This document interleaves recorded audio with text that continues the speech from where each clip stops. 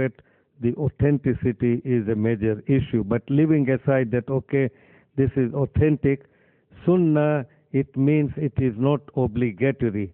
If you keep it, well and good. If you don't keep it, there is no obligation, or that you are not going to be punished. So this is the meaning of the Sunnah. And again, there are various types of Sunnah.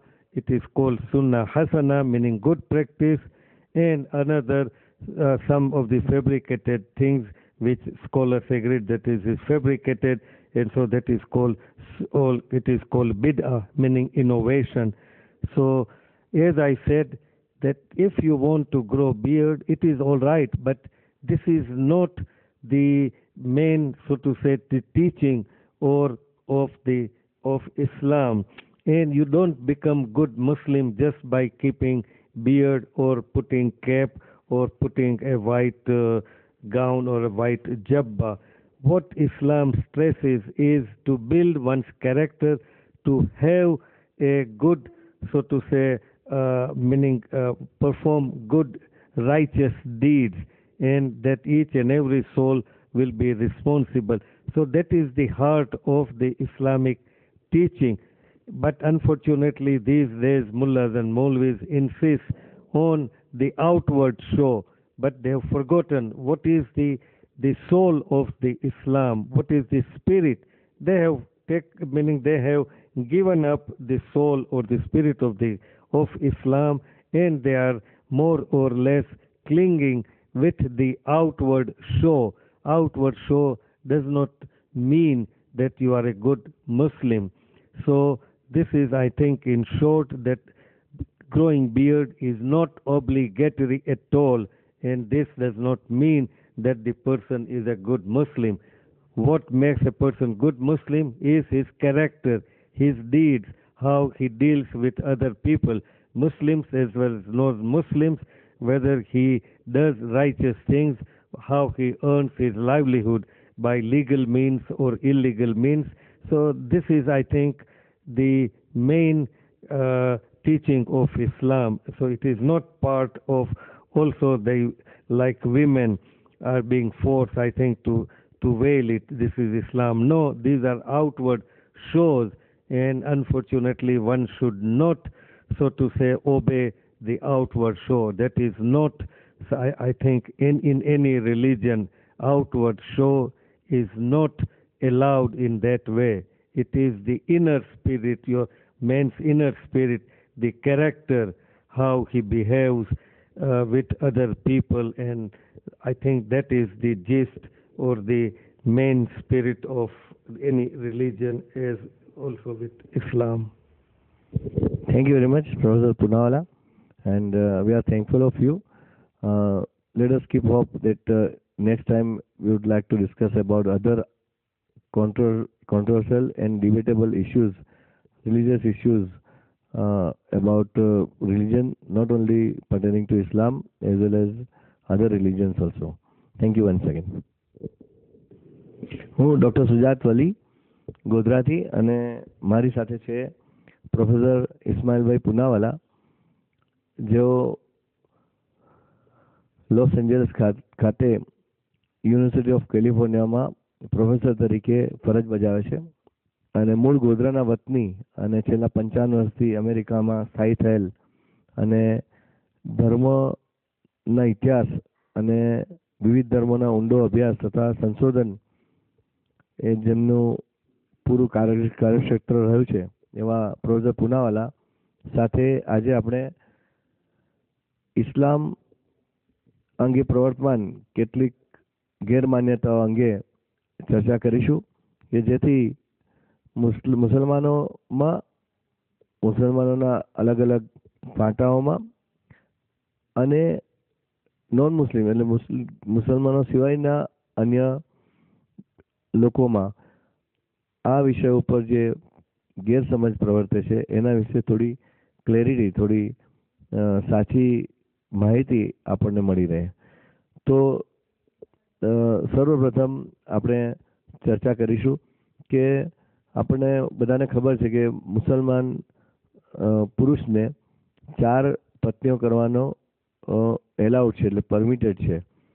તો ઇસ્લામ ખરેખર કુરાન આ અંગે શું કહે છે એ જાણવા આપણે વિનંતી કરીએ પ્રોફેસર પુનાવાલા સાહેબને. ઇસ્લામ અરબસ્તાનમાં જેનો જન્મ થયો અને ત્યાંથી ફેલાયો 1500 વર્ષ પહેલાં, તો અરબસ્તાનને તે વખતના સંજોગો પ્રમાણે એક પુરુષ જેટલું ધારે તે પ્રમાણેની સ્ત્રીઓ કરી શકતા હતા. 2, 4, 6, 8, 10, 15 જેવી રીતે એની આર્થિક સ્થિતિ, તો તેના પ્રમાણમાં એટલે કે પોલીગમી એટલે એક પુરુષ ઘણી સ્ત્રીઓ સાથે શાદી કરી શકે તે પ્રમાણેના ત્યાં રીત રિવાજ હતા. તો ઇસ્લામ આવ્યો તો ઇસ્લામે આ પ્રથાને એમ કે તરત એકદમ તો નાબૂદ ના કરી શકે, કેમ કે પછી એ પ્રમાણે એને નાબૂદ કરવા જાય તો પછી ઇસ્લામનો પણ પ્રચાર થવો મુશ્કેલ છે. તો તમારા આપના મોહમ્મદ પૈગંબરે તે વખતે આ પર રિસ્ટ્રિક્શન લાવી અને કે તમારે 4 બૈરા સુધી શાદી કરી શકાય. તમારી આર્થિક સ્થિતિ કે બીજી રીતે તમે એને ભરણ પોષણ પૂરું કરી શકો તો. પણ કુરાનમાં એ પ્રમાણે 4ની રજા તો આપી, પણ સાથે સાથે એની શું કહે છે કે શરત એ છે કે ચારે સ્ત્રીઓ સાથે તમે બરોબર ઇન્સાફ કરી શકો ત્યારે તમે 4 કરી શકો છો. જો તમે બરોબર ઇન્સાફ ના કરી શકો તો 1 કાફી છે. અને કુરાન ચોખ્ખા શબ્દોમાં કહે છે, જ્યાં આ બધું શું કહે છે કે આનું બધું ડિસ્કશન જે છે, તો ત્યાં આગળ કે માણસનું નેચર એ પ્રમાણેનું છે કે માણસ કોઈ પણ રીતે 4 સ્ત્રીઓને બરોબર ઇન્સાફ કરી શકતો નથી આમાં. અને તેથી કહે છે કે આ ઇન્સાફ કરી શકતો નથી એટલે તમારે 1 ગણી છે. આ ઇન્સાફનો મતલબ એ પ્રમાણેનું છે કે ઇન્સાફ એટલે શું કહે છે કે આર્થિક રીતે, મટીરિયલ રીતે, કે તમે એમ કે લાખોપતિ હોય, પહેલી પત્ની છે, મોટા બંગલામાં રહેતી હોય, તો આ ઇન્સાફના હિસાબે કે બીજી સ્ત્રીને પણ તમે એ પ્રમાણેનો જ બંગલો બનાવી આપો. એને નહીં કે તમે ઝૂંપડામાં રાખો કે બીજા કોઈ ગરીબ સૂચિ વિસ્તારમાં રાખો. એને પણ એ જ પ્રમાણેનો મકાનમાં રહેવા અને એને પણ જેટલો ખર્ચ મહિને 10,000 રૂપિયા પહેલી સ્ત્રીને હોય તો તે પ્રમાણે 10,000 બીજી સ્ત્રીને પણ મળવા જોઈએ, ત્રીજીને પણ મળવા જોઈએ, ચોથી મળવા જોઈએ. તો માનો કે આર્થિક રીતે પૈસાને બીજી રીતે તો માણસ એમ કે થોડો ઘણો એમ કે ન્યાય કરી પણ શકે છે. પણ સૌથી ઇસ્લામના ઓલમાઓ કહે છે કે એનો મતલબ પૂરો ન્યાયનો મતલબ આર્થિક રીતે નહીં પણ ઇમોશનલ રીતે. તો ઇમોશનલ રીતે તમે કઈ રીતના કરી શકો છો? શું ચારેને બરોબર એકી પ્રમાણે તમે એમ કે મોહબ્બત કે પ્રેમ આપી શકો છો? નહીં. એ તો કોઈ 4માંથી કોઈ એક વધારે ખૂબસૂરત હોય, કોઈ જવાન હોય તો કે ભાઈ આ તો મારી નાની વહાલી છે, તો એ ઇન્સાફ ના થયો. તો ઇન્સાફનો મતલબ આ પ્રમાણેનો છે. તો કહેવાનો મતલબ કે કુરાનનો જે આખરી હેતુ હતો કે તાત્કાલિક નહીં, 10-15 વર્ષમાં કે 25 વર્ષમાં, પણ 100 કે 200 વર્ષમાં એમ કે મોનોગમી એટલે દરેક મુસલમાન એક જ સ્ત્રીથી શાદી કરે એ હોવો હતો. એ મતલબ પહોંચવાને અમુક ટાઈમ લાગે.